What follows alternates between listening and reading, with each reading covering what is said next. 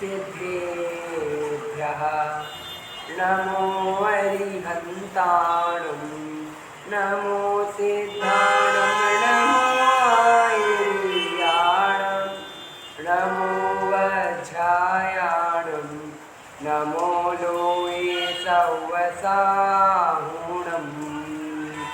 नमः श्रीवर्धमानाय निर्धूतकलिलात्मने सालोकानां त्रिलोकानां यद्विद्यादर्पणायते संयम सौरभ साधना जिनको करे प्रणाम त्याग तपस्या तीर्थ का गुरुवर विद्या सागर नाम।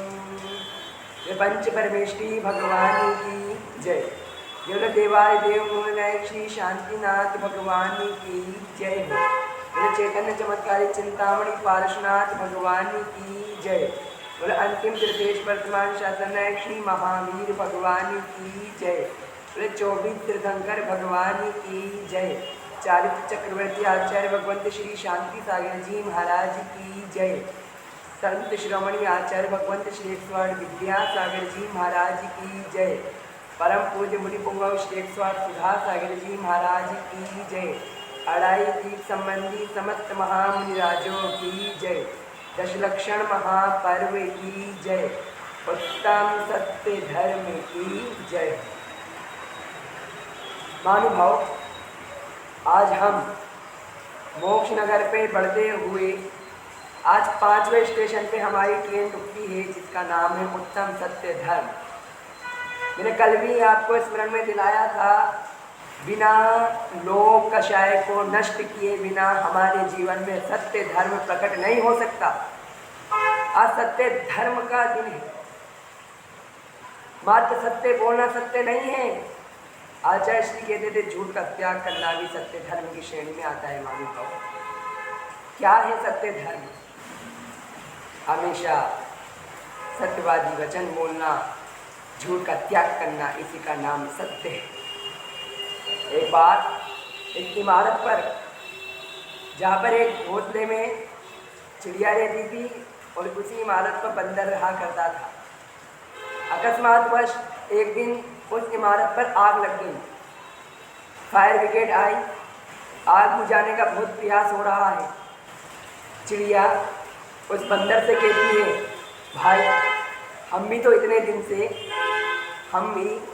दिन से इस इमारत पर रह रहे हैं, हमारा भी कर्तव्य होता है कि हम यहाँ पर आग बुझाएं। बंदर हंसने लगता है कि हम कैसे बुझाएंगे यार, पागल हो गई है क्या? इतने बड़े बड़े इंसान आग नहीं बुझा पा रहे, हम क्या आग बुझाएंगे? महानुभाव, तो चिड़िया बंदर से कहती है, बूंद बूंद से घड़ा भरा करता है, कोई दिक्कत नहीं है, तू बैठा रहे। तो चिड़िया उड़ती है और उड़ करके जाती है, अपनी चोंच में पानी भरकर लाती है और आग के अंदर डालती रहती है। चिड़िया बार बार उसका क्रम चलता रहता है। चिड़िया आती रहती है। उसने आग में पानी डाला। अकस्मात वश कारण संयोगवश पुण्य के उदय से सुबह वो आग रुक जाती है। बंदर कहता है चिड़िया से, तू ये ना समझना कि तेरी चोंच में पानी भरकर लाने से ये आग बंद हुई है। चिड़िया उसको उपहास की दृष्टि से देखते हुए कहती है, कोई बात नहीं, यदि मेरी चोंच भर पानी से आग नहीं बुझी, कोई बात नहीं, लेकिन जब इतिहास लिखा जाएगा कि आग बुझाने में चिड़िया का भी हाथ था और बंदर हंसकर देख रहा था। ये प्रवृत्ति है हमारी। कोई दूसरा कार्य कर रहा है, उसका अट्ठास, उसका उपहास करते हैं, हम कुछ नहीं कर पाते। इतिहास हमेशा इतिहास उठाने वालों का लिखा जाता है, तलवे चाटने वालों का इतिहास कभी नहीं लिखा जाता। चापलूसों का कभी इतिहास नहीं लिखा जाता, चुगलीखोरों का कभी इतिहास नहीं लिखा जाता। जब हमेशा सत्य परेशान हुआ है मानव वाले की, सत्य कभी पराजित नहीं हुआ करता है। चंदनमाला को परेशान किया गया, सीता सती को परेशान किया गया, अंजना को परेशान किया गया, सास ने 22 वर्ष का वनवास दे दिया कलंकित करके। चेलना ने परेशानी झेली, नीली ने परेशानी झेली, अत्ते मब्बे जी को सत्ते के साथ रहना पड़ा, तब उनको परेशानी झेलनी पड़ी। मीराबाई को परेशानी झेलनी पड़ी, महात्मा गांधी जी को परेशानी झेलनी पड़ी। सत्य परेशान हुआ है, पराजित नहीं। कृष्ण को जेल में जन्म लेने के लिए और किसी ने मजबूर नहीं, उसके सगे मामा कंस ने उसको जेल में जन्म लेने के लिए प्रेरित किया, मजबूर किया। चंदनमाला को बेड़िया किसी और ने नहीं, परिवार के लोगों ने बांधी थी। मीरा को जहर किसी और ने नहीं, उनके देवरों ने जहर पिलाया था। लेकिन सत्य के साथ ही तो जहर का प्याला भी अमृत बन जाया करता है महानुभाव। ये आज सत्य की परिणति हमें सिखा रही है। 3 घंटे की हम मूवी देखकर आते हैं, 2.5 घंटे उसमें विलेन का बोलबाला रहता है, 2.5 घंटे विलेन के होते हैं, लेकिन 2.5 घंटे सत्य को परेशान लेना पड़ता है। हीरो परेशान देता है लेकिन कभी पराजित नहीं होता, और आधा घंटा आखिरी का उस हीरो का होता है। सभी विलेन, सभी दुश्मन नष्ट हो जाया करते हैं महानुभाव।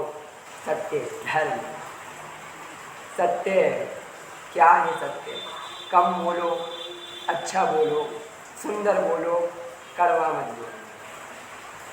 सत्य हर मुश्किल को आसान बना देता है, सत्य हर मुश्किल को आसान बना देता है। सत्य पत्थर को भगवान बना देता है, सत्य हर मुश्किल को आसान बना देता है, सत्य पत्थर को भगवान बना देता है। क्या कहूँ मानव, सत्य जीवन की कसौटी है, सत्य जीवन की कसौटी है। सत्य शैतान को इंसान बना देता है, सत्य शैतान को इंसान बना देता है। इसका नाम सत्य धर्म है। सत्य दुनिया में हमने कभी गौर किया है? क्योंकि जीभ पहले आती है, हमारे मुख में जीभ पहले आती है और दांत बाद में आते हैं, और दांत पहले चले जाते हैं, जीभ बाद में जाती है। क्यों? जीभ पहले आई, दांत बाद में आए, लेकिन दांत पहले चले गए, जीभ बाद में गई। क्यों? जीवन में जो नरम बनकर रहेगा वो अधिक समय तक टिकेगा, जो कठोर बनकर कड़क बनकर रहेगा उसको पहले अपनी कठोरता के कारण नष्ट हो जाया करता है मानव। क्या क्या जाने हम सत्य धर्म के। आचार्य उमा स्वामी महाराज सत्य धर्म के भावना कहते हुए कहते हैं, क्रोध, लोभ, भीरुत्व, हास्य, प्रत्याख्यानान्य लोविची भाषणम च पंच। सत्यव्रत की भावना है क्रोध का त्याग करना। क्रोध का त्याग करे बिना सत्य धर्म प्रकट नहीं होता है मानव। क्रोध, एक बार एक जंगल में यात्रियों से भरी बस जा रही थी।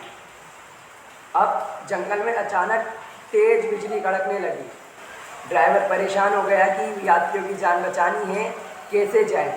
तो ड्राइवर छुपाते हुए बस को जंगल के बाहर लाना ही वाला होता है कि बीच में उसकी बस रुक जाती है। वो सभी यात्रियों से कहता है, सभी यात्री उतरेंगे और एक एक यात्री सामने वाले वृक्ष को छूकर आएगा। क्या करेगा? सामने वाले वृक्ष को छूकर आएगा, और जो इसके अंदर पापी होगा और जो वहाँ बस से निकलेगा वो वृक्ष को छुएगा, उसकी मृत्यु वहाँ पर हो जाएगी, और जो निर्दोष होगा वो वापस आ जाएगा। एक यात्री जाता है, उस वृक्ष को छूकर आता है, वृक्ष को छूकर आता है तो वापस आता है। ऐसे क्रम चलता रहता है। अंत में बस में एक यात्री बचता है, अंत में बस में एक यात्री बचता है। अब वो घबरा जाता है। ड्राइवर कहता है, अब तू ही शायद पापी है, तेरे वजह से हमारे प्राण संकट में हैं, तेरे वजह से हमारे प्राण संकट में हैं, तू जा उतर। क्रोधवश उस ड्राइवर ने उसको उतार दिया धक्के मार के, तू जा और वृक्ष को छू गया। महानुभाव, जैसे ही वो वृक्ष को छूने जाता है, उसने वृक्ष छुआ और उस बस में भरी यात्रियों से भरी बस में बिजली गिर गई। मात्र उस ड्राइवर के क्रोध के कारण इतने 100-150 यात्रियों की जान चली गई। वो पुण्यात्मा उस बस के अंदर बैठा हुआ था, वो पुण्यात्मा उस बस के अंदर था, लेकिन क्रोधवश उस ड्राइवर के क्रोध ने 150 लोगों की जान ले ली। महानुभाव, ये क्रोध का त्याग करना है हमें। क्रोधवश हम परिस्थिति को उल्टा समझ लेते हैं, परिस्थिति कुछ और होती है, हम उसको उल्टा समझ लेते हैं।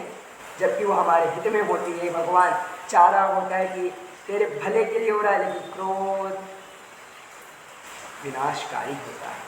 लोभ, लालच का त्याग करना, लोभ लालच का त्याग करना भाव। एक बार एक राजा के राज्य में प्रदर्शनी लगी, बहुत अच्छी प्रदर्शनी थी, देश विदेश की प्रतिमाएं उसके अंदर आई हुई थी, बहुत लोग आकर्षित हुए। राजा ने घोषणा की यदि इस प्रदर्शनी के अंदर कोई माल नहीं बिकेगा तो उसको मैं लूँगा। बहुत अच्छी प्रदर्शनी थी, आसपास के लोग आए, हल्द्वानी नगर के लोग भी इस प्रदर्शनी के अंदर गए हुए थे।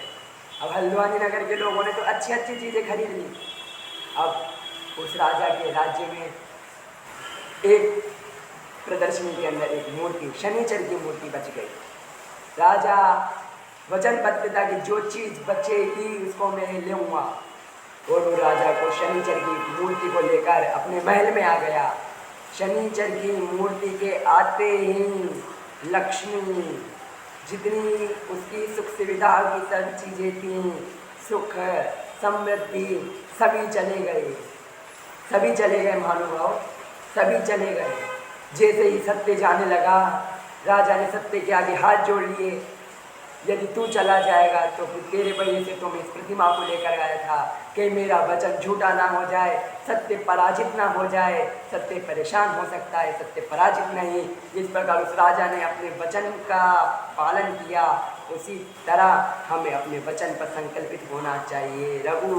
रघुकुल रीत सदा चली आई, प्राण जाए पर वचन न जाए मानुभाव।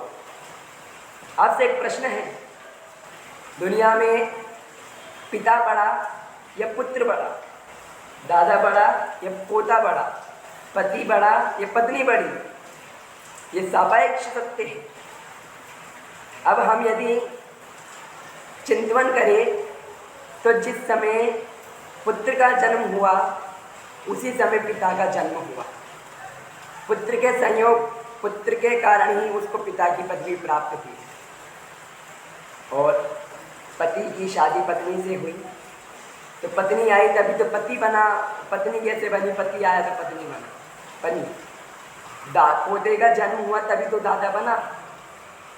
इस प्रकार हम इसको दृष्टि से देखेंगे, न कोई बड़ा हुआ न कोई छोटा हुआ, क्योंकि एक के निमित्त से दूसरे का जन्म होता है मानो।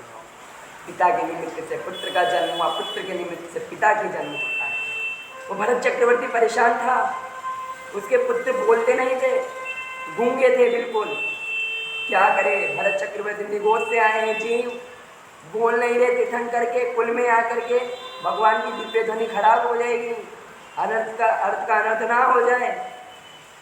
आदिनाथ भगवान के पास जाके भरत चक्रवर्ती कहता है, भगवान तीर्थंकर कुल में जन्म हुए मेरे पुत्र क्यों नहीं बोल रहे हैं? भगवान आदिनाथ उसका जवाब देते हुए कहते हैं, हे वत्स, ये पुत्र सभी निकट भव्य जीव है, ये बोलेंगे वैराग्यवश दीक्षा लेकर के ये मोक्ष भी जाएंगे, ये मोक्ष जाएंगे। हुआ भी ऐसा, वैराग्य के निमित्त बने और वो सभी पुत्र दीक्षा लेकर के मुक्ति को प्राप्त हुए। वो महानुभाव, दुनिया में दो चीज़ याद रखे, निगोद दो प्रकार का होता है, नित्य निगोद, इतर निगोद। नित्य निगोद जहाँ से आज तक कोई जीव निकला नहीं है, इतर निगोद जहाँ से जीव निकल के परिभ्रमण कर चुका है। सत्य धर्म मुनिराज दीक्षा के बाद मौन को धारण कर लेते हैं, मौन को धारण कर लेते हैं और केवल ज्ञान नहीं होने तक नहीं बोलते, और केवल ज्ञान होने के बाद इतना बोलते हैं कि असंख्यात शास्त्र की रचना हो जाया करती है, संपूर्ण द्वादशांग की रचना हो जाया करती है। भगवान जब बोलते हैं तो 60,000 प्रश्न पूछा करता है, 60,000 प्रश्नों का भी जवाब भगवान दे दिया करते हैं। क्रोध, लोभ, भीरुत्व, भय का त्याग करना, भय के त्याग करे बिना भी सत्य धर्म की प्राप्ति नहीं होगी। यदि भय है ना तो हम सत्य धर्म नहीं बोल सकते महानुभाव। ऐसा सत्य कभी मत बोलना जिससे किसी के प्राण चले जाए। प्राण घातक सत्य कभी नहीं बोलना है महानुभाव, प्राण घातक सत्य कभी मत बोलना। एक जंगल में एक शिकारी शिकार कर रहा था। चिड़िया साधु की गोद में जाकर गिरी। चिड़िया साधु की गोद में जाकर गिरी तो शिकारी ने साधु से पूछा, क्यों महात्मा, ये चिड़िया बच गई क्या? यदि साधु कह देता हाँ बची है तो शिकारी उसका वध कर देता, उसके प्राण घात देता। साधु ने उस चिड़िया की रक्षा के लिए महानुभाव मात्र झूठ कहा, चिड़िया मर चुकी है जबकि चिड़िया जिंदा थी। यदि साधु कह देते कि चिड़िया जिंदा है तो शिकारी इसको मार डालता। ऐसे वचन भी कभी मत बोलना महानुभाव, किसी के प्राण संकट में पड़े जाए। भय नहीं था साधु को, भय का त्याग करके बोला था मर गई है। भय, हास्य, क्रोध, लोभ, विरक्त, हास्य, हंसी के अंदर किया गया मजाक भी बहुत भारी पड़ जाता है। दो मित्र थे, दोनों वार्ता कर रहे थे। एक कहता मैं खेत खरीदूंगा, एक कहता मैं भैंस खरीदूंगा। पहला मित्र कहता है यदि तू भैंस खरीदेगा तो तेरी भैंस मेरे खेत के अंदर नहीं आनी चाहिए, तेरी भैंस मेरे खेत के अंदर नहीं आनी चाहिए। वो बोला आएगी तो क्या कर लेगा? बोले तू भेज के तो दिखा, मैं तेरी भैंस को भी मार डालूंगा, मैं तुझे भी मारूंगा। उस पहले मित्र ने एक लाइन खींची, और वो कहा ये मेरा खेत है। दूसरे मित्र ने पत्थर उठाया, बोले ये मेरी भैंस है। उस पाले के अंदर पत्थर को डाल दिया, बोला ले मेरी भैंस आ गई, क्या कर लेगा तू? पहले मित्र ने जोरदार खेत के थप्पड़ दूसरे मित्र को मारा और कहा ले मैंने भी मार दिया, तू क्या कर लेगा? हाथापाई हो गई महानुभाव, हाथापाई हो गई दोनों मित्रों की। मामला कोर्ट तक पहुंच गया। कोर्ट में जज साहब ने पूछा कौन सा खेत है, कितनी बीघा जमीन है, कितने का लिया, कहाँ पर है, किसकी फसल है? पहले मित्र की सिट्टी बिट्टी गुल, पहले मित्र की सिट्टी बिट्टी गुल हो गई। कहाँ है खेत, कैसा खेत, कहाँ पर है? खेत तो खरीदा ही नहीं। उसकी आंखों से आंसू आने लग गए। दूसरे मित्र से पूछा कौन सी भैंस है, कौन से नस्ल की है, क्या कितना दूध देती, कहाँ है, किससे खरीदी बता? दूसरे मित्र की भी सिट्टी बिट्टी गुल। बोले भैंस खरीदी नहीं तो कहाँ से लाऊं, भैंस खरीदी ही नहीं तो कहाँ से लाऊं? अब दोनों मित्र हाथ जोड़ के माफी मांगने लगते हैं। जज साहब कहते हैं नहीं, तुमने सभी को परेशान किया है, बताओ क्या है मामला? तो बात आती है महानुभाव, बात दोनों मित्र कहते मजाक मजाक में मैंने खेत बना लिया, मजाक मजाक में इसने भैंस फेंक दी पत्थर बना के। महानुभाव हंसी हंसी के अंदर किए गए वचन भी हमेशा प्राण घातक साबित हो जाते। याद रखे हे भगवान, दुश्मनों से तो मैं निपट लूंगा लेकिन दोस्तों से कैसे बचूं? हमेशा जीवन में पीठ को मजबूत रखना महानुभाव, जीवन में पीठ को मजबूत रखना। यदि पीठ मजबूत है, शाबाशी भी पीठ से मिलती है, धोखा भी पीठ से मिला करता है महानुभाव। ये पीठ मजबूत होनी चाहिए आपकी। शाबाशी भी लोग पीछे से देंगे, विश्वासघात भी पीछे से करेंगे। कठिन वचन मत बोल, पर निंदा अरे झूठ तर, साच जवाहरत को सत्यवादी जग में सुखी। उत्तम सत्य व्रत पा लीजिए, पर विश्वासघात नहीं कीजिए। साचे झूठे मनुष्य देखो, आपन पूत सपास न लेको। कठिन वचन मत बोल, पर निंदा और झूठ, निंदा और झूठ को त्याग, साच जवारत को, सच के जवारत को सत्यवादी जग में सुखी। उत्तम सत्य व्रत को पालना, विश्वासघात किसी के साथ करना। मैंने कहा था पीठ मजबूत, शाबाशी पीछे से मिलेगी, धोखा भी आपको पीछे से मिला करता है महानुभाव। क्या करें? एक बार एक लकड़हारा दुखी होकर के जंगल में गया, हल्द्वानी नगर के अंदर जंगल में आया हुआ था। के जंगल है, वहाँ पे एक लकड़हारा आया, हताश होते हुए आया, वो दुखी हो रहा है, रो रहा है। एक शेर आता है, शेर दहाड़ता है। लकड़हारा के दम में पहले ही परेशान, तो खा ले मुझे ताकि मेरे कष्ट कट जाए। शेर के अंदर करुणा के भाव जग गए। शेर बोला क्या हुआ? कहानी के दृष्टांत से लेना वाला कोई प्रश्न पूछने लगे, शेर कब से बोलने लग गए। दृष्टांत दे महानुभाव। शेर ने कहा क्या हुआ? तो कहते हैं मेरी पुत्री का विवाह है, मेरी पुत्री का विवाह है, पैसा नहीं है, कैसे करूँ विवाह, कैसे करूँ मेरी पुत्री का विवाह, मैं दुखी हूँ, मेरी मदद करो। शेर कहता है चल मेरी गुफा में, वहाँ पे खाना भोजन भी करना और जो तुझे चाहिए ले आना। उन्होंने सुंदर भोजन किया, अलग अलग प्रकार के भोजन पड़े हुए थे, मनुष्य की लाशें पड़ी हुई थी, सोना चांदी सब पड़ा हुआ था। शेर ने कहा पेट भर के भोजन कर, देखो जितना पैसा चाहिए सब ले जा और अपनी बिटिया का विवाह करा। लकड़हारा कहता है धन्यवाद। शेर कहता है इतना कर दिया, मुझे अच्छा भोजन करने की इच्छा है, मुझे तेरी पुत्री के विवाह में भोजन करने के लिए बुलाना। बोले आप मेरे अन्नदाता हो, प्राणदाता, मालिक, आपको तो निमंत्रण है, आप जरूर आना। शेर बढ़िया सज धज के शादी के अंदर जाता है। सारे बारातियों की सिट्टी बिट्टी गुल कौन से आ गए, सारे बाराती इधर उधर भग जाते हैं। अब क्या करें? तो लकड़हारा चिल्लाते, अरे ये मेरा पालतू कुत्ता है, गधा है, बेवकूफ है, कुछ नहीं करेगा। और ये पूंछ हिला के चुपचाप बैठ जाएगा। तो कहते बैठिए यहाँ पे। शेर के हृदय पे वज्रघात सा लगा, शेर की आंखों में आंसू झलकने लगे। शेर चला गया, शेर चला गया। और लकड़हारा कांपते कपाते हुए उस गुफा के अंदर जाता है। शेर से कहता है मालिक मुझे माफ कर दो, बाराती डर गए थे। शेर कहता है चला जा वरना मैं तुझे खा जाऊंगा, अगर आया ही है तो ये कुल्हाड़ी ले मेरे सीने पे वार कर। लकड़हारे कहता मालिक मैं आपके ऊपर वार कैसे कर सकता हूँ, आप तो मेरे प्राणदाता है। शेर कहता है वार करता है, नहीं वरना मैं तेरे टुकड़े टुकड़े कर दूंगा।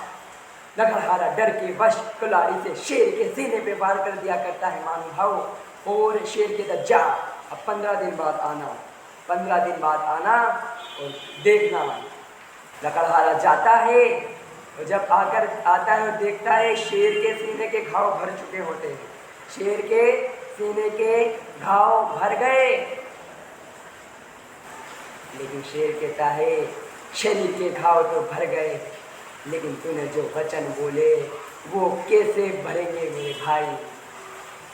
उत्तम सत्य वरद पा लीजिए, पर विश्वासघात नहीं कीजिए। विश्वासघात मत करना महानुभाव, मत करो विश्वासघात। क्यों चल रहा है एक भाई दूसरे भाई को विश्वासघात कर रहा है, पति पत्नी के साथ विश्वासघात कर रही है, पति पत्नी के साथ विश्वासघात कर रहा है, बच्चे बाहर जा रहे हैं, माँ बाप का विश्वासघात कर रहे हैं, श्रद्धा नहीं है धर्म पे धर्म पर विश्वासघात कर रहे हैं।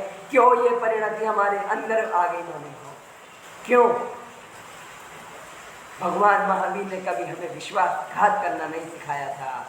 जो मन में है वो उजड़ दो ना, क्यों कर रहे हो विश्वासघात? दुश्मनों से तो मैं निपट लूंगा भगवान, दोस्तों से मुझे बचाए रखना। टूट जाता है वो रिश्ता जो खास होता है, टूट जाता है वो रिश्ता जो खास होता है।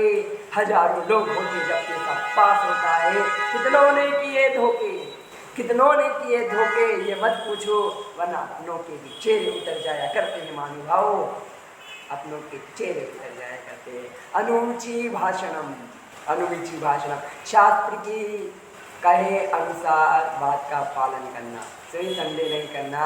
इस प्रकार सत्यानुव्रत की 5 भावनाएं आचार्य उमा स्वामी महाराज ने बताई। अब एक बार अकबर की सभा में प्रश्न हुआ कि क्या मीठा क्या कड़वा। क्या कहा? क्या मीठा क्या कड़वा। अब सभी लोगों ने अपने अपने सवाल कहा। गुलाब जामुन मीठा, नीम का पत्ता कड़वा। कोई कहता हलवा मीठा, कोई कहता नीम कड़वी, कोई कहता है नीम कड़वी। क्या करे? बिरबल जिशान अकबर सोच रहा है कि बिरबल का जवाब दे। बिरबल कहता है मैं इसका जवाब आपको 7 दिन बाद दूंगा, 4-7 दिन बाद इसका मैं आपको जवाब दूंगा। अगले दिन बिरबल आता है और अकबर से निवेदन करता है कि मैं महारानी साहिबा को अपने घर भोजन कराने के लिए लेके जाना चाहता हूँ। मैं महारानी साहिबा को अपने घर के अंदर भोजन करवाने लेके जाना चाहता हूँ। अकबर ने कहा ठीक है, ले जाओ, महारानी साहिबा को भोजन कराओ। बिरबल अकबर जी की पत्नी को लेकर चले जाता है और भोजन कराता है। बहुत अच्छे से भोजन कराया। ये तो हो गया मीठा परिणाम। बिरबल ने अकबर से मीठे परिणाम बस महारानी जी को लाया, महारानी जी को भोजन कराया। बाद में महारानी जी को उसने कहा। बाद में जब महारानी जी खाना खा के उठी तो बीरबल ने अपनी पत्नी से कहा कि सफाई कर दे, नौकरानी यहाँ पर बैठ गई। ये नौकरानी यहाँ पर बैठ गई थी। महारानी जी का आपा आर पार हो गया। इसने मुझे नौकरानी कहा, इसने मुझे नौकरानी कहा, इसकी इतनी हिम्मत। वो दुखी होकर के अकबर के पास आती है और कहती महाराज किसके घर भेज दिया मुझे भोजन करने, उसने मुझे नौकरानी कहा। अकबर कहते नहीं भगवान, बीरबल की इतनी हिम्मत कहा जो तुम्हें नौकरानी कह सके। बोले महाराज उसने मेरा अपमान किया है, उसे दंड मिलना चाहिए। अकबर बीरबल को अगले दिन सभा के अंदर बुलाते हैं और बीरबल से कहते क्या तुमने महारानी साहिबा को नौकरानी कहा?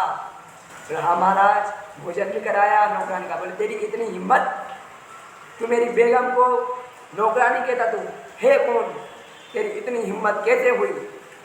तो कहता है महाराज इस प्रश्न का जवाब मैंने दे दिया। वचन ही मीठा होता है, वचन ही कड़वा हुआ करता है। व्यक्ति की जबान से पता चल जाता है व्यक्ति कौन है, उसकी प्रवृत्ति कैसी है। महानुभाव, एक बार एक जंगल में राजा, मंत्री, कोतवाल व सिपाही चारों जाते हैं। अचानक वह चारों रास्ता भटक जाते हैं, चारों रास्ता भटक जाते हैं। अब क्या करे? राजा आगे जाता है। एक अंधे महात्मन बैठे थे, अंधे साधु थे। तो राजा कहता है महात्मन, हे महात्मन क्या यहाँ से कोई गया है?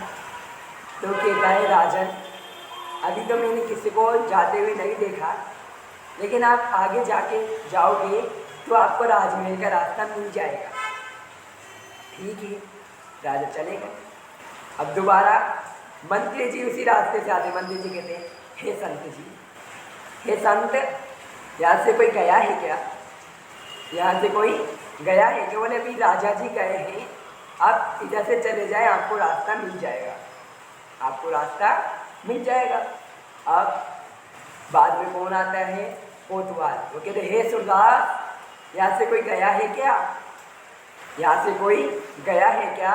तो महात्मा कहते हैं हाँ, यहाँ से राजा जी और मंत्री जी अभी गए थे, तो चले जाओ, रास्ता मिल जाएगा। किसी बात हे अंधे, अंधे, ओ अंधे यहाँ से कोई गया है क्या? राजा कहते हैं सिपाही अभी राजा, मंत्री, कोतवाल तीनों इस रास्ते से गए हैं, तुम भी चले जाओ, तुम्हें भी रास्ता मिल जाएगा। अब जब चारों राजमहल में मिलते हैं, बोले हमारी वेशभूषा भी ऐसी थी, इससे पता नहीं चल गया वो साधु नकली अंधा तो नहीं बेवकूफ़ बना रहा है। चारों अगले दिन जाते हैं राजन के, साधु के, महात्मन के पास। कहते महात्मन जी आप अंधे हैं, लेकिन आपने कैसे पहचाना है? बोले आदमी की बोली उसका परिचय दे दिया करती है। एक मुझे आगे महात्मन संबोधित करता है तो वो राजा ही हुआ करता है, एक के लिए मैं संत बन जाया करता हूँ तो मंत्री जी होते हैं, एक की प्रवृत्ति में मैं सूरदास हो जाया करता हूँ तो वो कोतवाल हो जाया करता है, और एक मुझे जिसकी प्रवृत्ति ही नीचे है वो मुझे अंधा आके कहता है वो सिपाही हो सकता है, उससे बड़ा पद उसके पास प्राप्त भी नहीं हुआ करता। उस 2 इंच की जवान इतना 18 दिन का महाभारत का युद्ध करा दी करती है। द्रौपदी के वचन निकले थे अंधे के पुत्र अंधे हुआ करते हैं। यदि द्रौपदी ने उस 2 मिनट की जवान को संतुलित कर लिया होता, 2 मिनट, तो ये महाभारत का युद्ध नहीं हुआ करता। महानुभाव, ये युद्ध नहीं हुआ करता। हम जैन हैं, जैन, JAIN, जैन यानी जस्टिस, हम न्याय के प्रतीक है। ए यानी अफेक्शन, हम कर्तव्य के प्रतीक है, सुदृढ़ता के प्रतीक है। हम जैन है, जैन यानी जस्टिस, अफेक्शन, इंटेलिजेंस, बुद्धि में हम तेज है, चतुर बनिया और नोबलिटी, व्यक्ति यानी हम आदर्शवादी हैं। मानव जैन, हम न्याय के प्रतीक है, हम सुव्यक्तित्व के प्रतीक है, हम न्याय के प्रतीक है, हम बुद्धि के प्रतीक है, और हम अनुशासन प्रिय हुआ करते। जैन सत्यवादी है, सत्यवादी मात्र वे गया है, राम राम जपना पराया माल अपना। अब आचार्य उमा स्वामी महाराज छठे अध्याय में 7वें अध्याय में कह रहे हैं कि सत्यव्रत के अतिचार, मिथ्योपदेश, रहो व्याख्यान, कूट लेख क्रिया, न्यासाकार, साकार मंत्र भेदा। मिथ्योपदेश, मिथ्या का उपदेश देना सबसे व्रत में अतिचार लगाता है। कौन? पंथवादियों ने, अन्य पंथवादियों ने शास्त्रों में मिथ्या उपदेश दिए कि भगवान महावीर ने समवसरण में मांस खाया था, मरुदेवी को हाथी पे चढ़ के केवल ज्ञान हो गया था, नौकरानी को केवल ज्ञान हो गया, भरत चक्रवर्ती ने गंगा देवी के साथ 55,000 वर्ष तक संभोग किया। ये झूठे उपदेश देना भी गलत है। लंबा तिलक मधुर है वाणी, बेईमानों की यही निशानी। गलत उपदेश दे रहे हो आप, दुनिया को भटकाने के उपदेश दे रहे हो। अरे मैं कहता हूँ तुम क्या तुलना करोगे? मैं कहता हूँ या जैन धर्म के एक श्रावक से तुलना कर दो जो इस भीषण गर्मी के अंदर भी अपने परिणामों को संभाल के 10-10 दिन 5-5 दिन के उपवास करा करते हैं। महानुभाव मिथ्योपदेश क्यों? रहो व्याख्यान, चुगली कर दी ना, चुगली चुगल खोर करे, घर घर जूता खाए, अगले जन्म में कुत्ता बन के मर जाए। बस चुगली कर रहे हैं, उसकी बात इधर, इधर की बात उधर, इसी में का जीवन लगाओगे क्या? नहीं। पर निंदा और झूठ ने निंदा को छोड़ो मानव, किसी की निंदा मत करना। निंदा के परिणाम से अच्छे अच्छे कुष्ठ रोगी हो गए हैं, अच्छे अच्छे निमट गए हैं। कूट लेख क्रिया, आज झूठे दस्तावेज बनवा लिए, भाई भाई को फंसा देता है, उसकी प्रॉपर्टी हड़पने पे लगा है। याद रखना, कभी भी अपने पुत्र की संपत्ति बनाने के लिए अपने भाई का हक मत छीनना। कर्मों की ऐसी लाठी पड़ेगी कि संभलने लायक नहीं रहोगे। न्यासापहार, किसी की धरोहर को धर लेना। सत्य घोष जी जो कहते थे मैं तो हमेशा सत्य बोलूं, मैं सत्य बोलता हूँ, ये मेरी जनेऊ में चाकू है, झूठ बोले तो गर्दन काट देना। सिंहसेन, सिंहपुर नगर में राजा सिंहसेन, उसकी रानी रामा दत्ता का पुरोहित श्रीभूति जो अपने जनेऊ में चाकू बांध के रखता था, वो कहता था यदि कोई झूठ बोले, कभी झूठ बोले मेरी गर्दन उड़ा देना। और उसका नाम सत्य घोष पड़ गया, उसका नाम सत्य घोष पड़ गया। मानो हंसी आती, सत्य घोष दूसरों का धन रख रहा है, उसमें से कम कर रहा है। लोग डरते हैं कि राजा जी हमें दंड ना दे दे, क्योंकि सत्य घोष कभी झूठ बोल ही नहीं सकता। एक बार एक समुद्र दत्त नाम का सेठ आता है और वो अपने 5 रत्न सत्य घोष के पास धरोहर के रूप में रख देता है। सत्य घोष ईमानदार है ना, ईमानदार है, गर्दन काट देना, गर्दन काट देना यदि झूठ बोलूँ तो।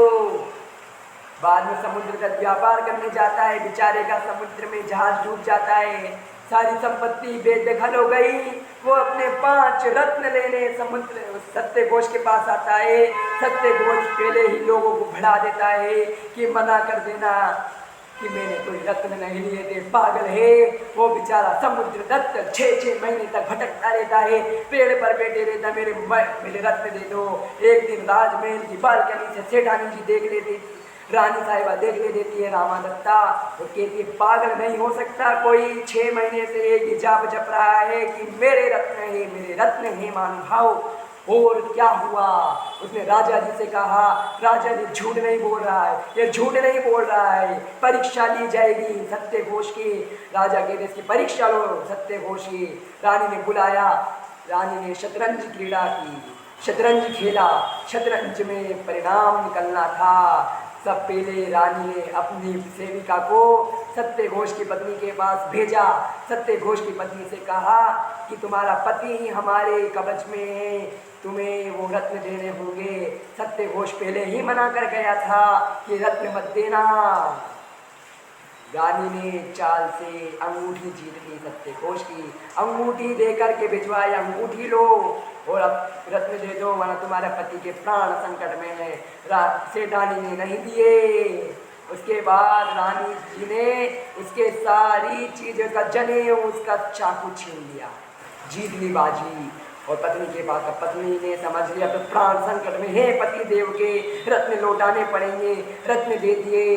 राजा ने परीक्षा की, समुद्र दत्त के सभी रत्नों में रत्न मिला दिए। सत्यघोष ने अपनी ईमानदारी के रत्न उठा लिए। तभी से राजा ने उसका नाम फणिपुत्र रख दिया कि यही सच्चा है। सत्यघोष के सामने 3 शर्तें रखी गई। 3 थाली भर के गोबर खाना पड़ेगा, 3 थाली भर के गोबर खाना पड़ेगा। दूसरी शर्त, पहलवानों के मुक्के खाने पड़ेंगे। तीसरी शर्त थी कि गधे पे बैठ के मुंह काला करके नगर से बाहर निकलना पड़ेगा। क्या करे, सत्यघोष ने पहले गोबर खाया, कड़वा लगा, फेंक दिया। पहलवानों के मुक्के खाए, वो भी छोड़ दिया। और शर्तें जब नहीं हो पाए तो उसको मुंह काला करके देश से बाहर कर दिया जाता है। महानुभाव, झूठा मुंह काला, सत्य का बोलबाला। साकार मंत्र भेदा न्यासापहार। साकार में किसी के हाव भाव को देख के उसकी बातें जान लेना साकार मंत्र भेद होता है। जिनके न लेश मृषा सत्य महाव्रत। उन समंत भद्र महाराज के अंदर इतने सत्य के परिणाम थे कि जब शिव पिंडी को नमस्कार करते हैं, वो शिवलिंग फट के उसके अंदर से चंदा प्रभु भगवान प्रकट हो जाया करते हैं। महानुभाव, सत्यानुग्रह पर्वतकार कठोर बिंद नहीं वचन उचारे। किसी को पीड़ा देने वाले वचन हमें नहीं उचारने चाहिए। भाषा समिति जग सुहित कर सब सहित आयित हर। श्रुति सुगत सब संशय डरे। उन आचार्य विद्यासागर महाराज के पास एक बार राष्ट्रीय चर्चा चल रही थी। चल रही थी तो आचार्य जी ने कहा, सोने की चिड़िया किताब पढ़ो। राजनेता जी कहते हैं अंग्रेज, लुटेरे अंग्रेज। वो समझता है कि आचार्य जी ने टाल दिया होगा, लुटेरे अंग्रेज भूल गए होंगे, तो दोबारा कहते हैं आचार्य जी सोने की चिड़िया किताब पढ़ो। राजनेता कहता है लुटेरे अंग्रेज। आचार्य जी वापस कहते हैं सोने की चिड़िया पढ़ो, किताब को पढ़ो। जब अपशब्द बोलने की आवश्यकता नहीं है, उसी के अंदर हमारा काम चल रहा है, तो क्यों हमें अपशब्द बोलना चाहिए? जब सोने की चिड़िया में पता चल गया लुटेरे अंग्रेज समाहित हो गए, तो हमें अहिंकर वचन क्यों बोले? नहीं बोलना चाहिए। वचन मुक्ति सम्यक प्रकार निरोध मन वचकाय आत्म ध्यावते। वो निराश अपने मन वचन काय को रोक करके अपनी आत्मा का ध्यान करते हैं। ये वचन मुक्ति हुआ करती है। आज कैसी दशा है हमारी? सत्य तो बोलना चाहते हैं हम, लेकिन दूसरे के डर से हम सत्य बदल देते। इसका उदाहरण बताता हूँ मैं। एक राजा जी मांस प्रिय थे, मांस खाना बहुत अच्छा लगता था उनको। अब एक पंडित जी उनको अध्ययन कराते थे, शास्त्रों का अध्ययन कराते थे। कौन? पंडित जी। पंडित जी को एक दिन बाहर जाना हुआ। तो पंडित जी ने कहा कि मेरा पुत्र आपको अध्ययन कराएगा, पर पुत्र कहता है पंडित जी का, महाराज शास्त्र में लिखा है कि करोड़ों गाय दान देने से, गंगा नदी में नहाने के बाद भी यदि कोई एक कण मांस खाता है, उसको नरक आयु का बंद होता है। हो, क्या बात कह दी महाराज जी। अरे राजा का आपा भात, अरे क्या कह रहा पगले, तेरे बाप दादाओं ने हिम्मत नहीं की कभी ऐसे बोलने की, तू क्या बोल रहा है? एक कण मांस खाने से चला जा, अभी वापस पढ़। वो कहते एक कण मांस खाने से नरक आयु का बंद होता है। बोले दुष्ट, तेरे को कारागृह के अंदर में डालो, तुझे मृत्यु दंड दूंगा। अगले दिन उसके पिताजी आते हैं कारागृह में, उसके पुत्र से सारी बात पूछते। पुत्र सारी बात बता देता है। पिताजी कहते हैं बेटे अर्थ तो सही था, समझाना तेरा गलत हो गया। अब राजा जी पंडित जी के पास आते हैं। पंडित जी आ गए। पंडित जी तुम अध्ययन तो कराओ हमें। क्या है पंडित जी, हमें अध्ययन तो कराओ। अब पंडित जी अध्ययन कराए। पंडित जी कहते हैं अरे मेरे पुत्र ने सही कहा था। बोले क्या कह रहा है? कहा है मानवा ट्रूथ इज गॉड, सत्य ही भगवान है। पंडित जी कहते हैं सही तो लिखा है, बस मेरे पुत्र ने अर्थ करने में गलत कर दिया। महाराज इस शास्त्र में लिखा है एक कण मांस खाने से नरक आयु होती है, लेकिन आप तो 1 किलो खाते हो। अरे 1 किलो मांस खाने वाले को नरक आयु का बंध नहीं होता, एक कण खाने वाले को होता है। क्या प्रवृत्ति है, हम चाटुकारिता के वश हम जिनवाणी आदि का अपमान करें। वो जिनवाणी रोती है, वो माँ जिनवाणी की आंखों से आंसू झलकते हैं। कुछ स्वार्थियों ने अपने स्वार्थवश वो माँ जिनवाणी की पुकारे, कुछ स्वार्थियों ने स्वार्थवश माँ जिनवाणी के ऊपर घूंघट डाल दिया, अर्थ का अनर्थ कर दिया। खुद के स्वार्थवश उन्होंने शास्त्रों की पंक्ति चेंज कर दी, जो मूल आमनाओं में विराजमान था, मूल परंपरा में जो शास्त्रों में लिखा था, उन स्वार्थवादियों ने अपने वश माँ जिनवाणी के ऊपर घूंघट डाला है। मिथ्योपदेश कर रहे हैं, वो माँ जिनवाणी के ऊपर आक्षेप लगा रहे हैं। जिनवाणी के अंदर ऐसा कहा है, अरे बेवकूफो, अरे मूर्खो, प्रमाण सिद्ध जिनवाणी के अंदर है। तुमने अपने स्वार्थवश माँ जिनवाणी के ऊपर तुम घूंघट डालोगे, तुम्हारी दशा दुर्दशा तुम्हारी तय है, तुम्हारी नरक आयु निश्चित है। तुम यदि भगवान की दिव्य देशना में यदि कोई आक्षेप करोगे अपने स्वार्थवश, या तो तुम अलग अपना मत का निराकरण करो। किसी के भगवान की दिव्य देशना के अंदर हस्तक्षेप करने का हमें कोई अधिकार नहीं, हमें ना कि आपको, हमें कोई अधिकार नहीं है। भगवान ने कह दिया, जिनवच में शंका न धार बृहस्पति, जिनेंद्र भगवान ने जैसा कह दिया उसमें कोई शंका मत करना महानुभाव। यदि शंका नहीं करोगे तो सम्यक दर्शन के धारी हो जाओगे, और यदि आप उसके अंदर शंका करोगे तो आप मिथ्या दृष्टि होगे, आपका कल्याण कभी निश्चित नहीं है। माँ जिनवाणी की पुकार है, जिनेंद्र भगवान ने जो कहा है उसी को तो उसी को कहना है। क्यों अपने अर्थ का अनर्थ कर रहा है? अर्थ का अनर्थ कभी मत करना महानुभाव। वो क्या करा था? अर्थ का अनर्थ उस पर्वत ने अर्थ का अनर्थ कर दिया। ऊंचे सिंहासन बेटी बचन अब धर्म का भूपति भया, बच झूठ से नरक पहुंचा, स्वर्ग में नारद गया, स्वर्ग में नारद गया। शीर कदम जी ने तो अपने तीनों शिष्यों को बताया था, अज से यज्ञ करना चाहिए, अज यानी बेकार पड़ा हुआ धान। लेकिन उस मूर्ख पर्वत ने अपने स्वार्थ पर, उसको तो शौक था ना, उसको शौक था मांस खाने का, तो उसने अज का क्या दे दिया? बकरे की बलि देनी चाहिए। अरे मूर्ख, अरे जिस धर्म के अंदर बलि प्रथा है वो धर्म हो नहीं सकता। धर्म अहिंसा परमो धर्मा ही सच्चा जानो, धर्म अहिंसा परमो धर्मा ही सच्चा जानो। जो पर को दुख दे उसको तुम, जो पर को दे सुख माने, जो पर को दुख दे सुख माने उसे पतित मानो। धर्म अहिंसा परमो धर्मा ही सच्चा जानो, जो पर को दुख दे सुख माने उसे पतित मानो। किसी धर्म में किसी महापुरुष ने, किसी पुण्य आत्मा ने नहीं कहा था कि तुम बलि लेना, लेकिन आजकल की स्वार्थी कुछ लोभी व्यक्तियों ने अपने स्वार्थ पर पशुओं के, जीव पशुओं की बलि लेना प्रारंभ कर दिया है। उस पर्वत ने शास्त्र में आक्षेप लगा दिया, उसके पिता शीर कदम मुनि बन गए।